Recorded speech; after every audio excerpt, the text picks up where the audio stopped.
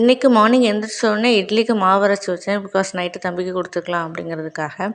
அதுக்குள்ளே என் ராஜா, என் அழகு தங்கம் எந்திரிச்சிருச்சு. ஸோ அவனுக்கு கொஞ்சம் ஆயில் மசாஜ் பண்ணி கொஞ்சம் நேரம் விளையாடு தங்கம் அப்படின்னு விளையாட விட்டேன். அதுக்கப்புறம் வாசலில் வந்து கொஞ்சம் கருப்பட்டி வந்துச்சு நண்பர்களே. 1 கிலோ 330 ரூபான்னு சொன்னாங்க. கொஞ்சம் அஃபோர்டபுளாக அந்த மாதிரி இருந்துச்சு, அதனால வாங்கினேன்.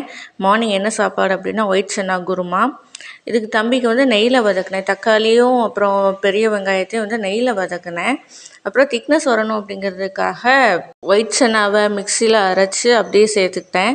எங்களுக்கு திக்னஸ் வரணும் அப்படிங்கிறதுக்காக கொஞ்சம் கடலை மாவு மிக்ஸ் பண்ணேன். அண்ட் கொண்டக்கடலை அப்படியே போட்டுட்டேன். இதுதான் ஃபைனல் ரிசல்ட். ரொம்பவே நல்லா இருந்துச்சு. இது தம்பியோட குருமா.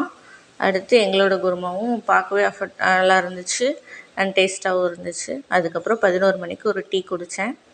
அவ்வளோதான். மீதியை மற்றொரு ஷார்ட்ஸில் பார்க்கலாம். தேங்க்யூ ஃபார் வாட்சிங். ப்ளீஸ் சப்ஸ்கிரைப் பண்ணி சப்போர்ட் பண்ணுங்கள். தேங்க்யூ.